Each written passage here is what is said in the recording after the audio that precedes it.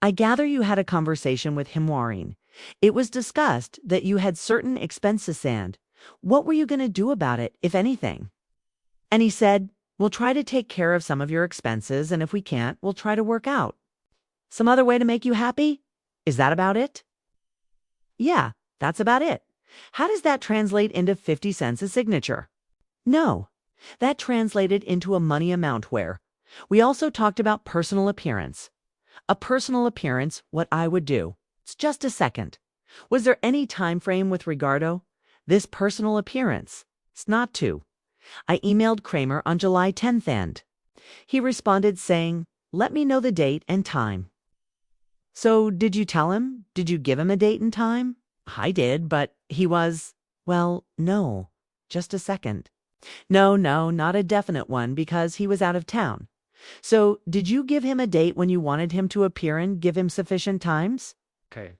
That he wasn't doing all this traveling so he could appear for you? The answer to the yes or no. Yes, and when was that? July 10th, 1997. Do you remember receiving that email? I may have, Your Honor. But as Mr. IRC said, I had been traveling a great deal. But one thing I'd like to make clear now. The dispute that he claims is about these signatures. But I'd like to just enter into evidence, if I may, some of these sheets of signatures. Listen to me. You don't have to bother because I've finned that. There was no agreement with regardo payment for signatures.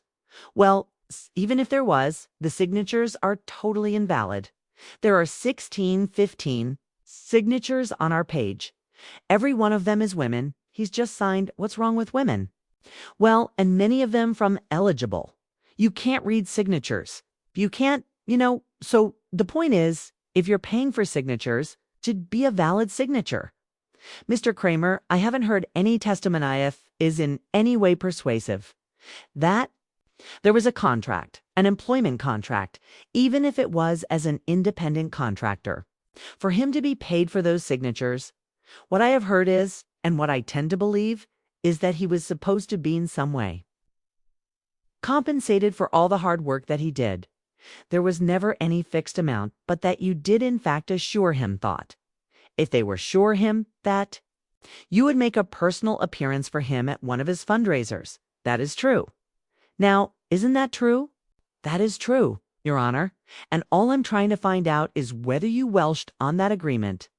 I'm available to make a personal appearance at a time when, at any time, when. I teed at that.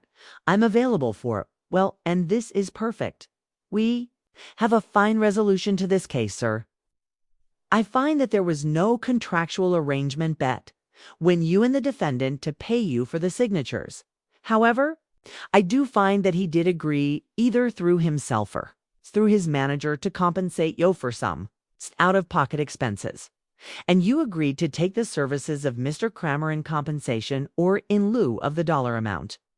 And Mr. Kramer has indicated he is prepared to follow through with that. So it's been a pleasure meeting you. I wish you continued success. Your case is dismissed. Thank you. Thank you. Step out the back door to your right, please. Look, I just want to say here and now that I was an intern in the Kramer for Mayor campaign. And I just want to say that at no time did Kramer act improperly towards me at all. Okay, I just want to make that very clear. Because we are in a sort of a semi-legal, simulated setting. I just want to make that clear. No soiled clothing of any kind. Nothing. Upbeat music.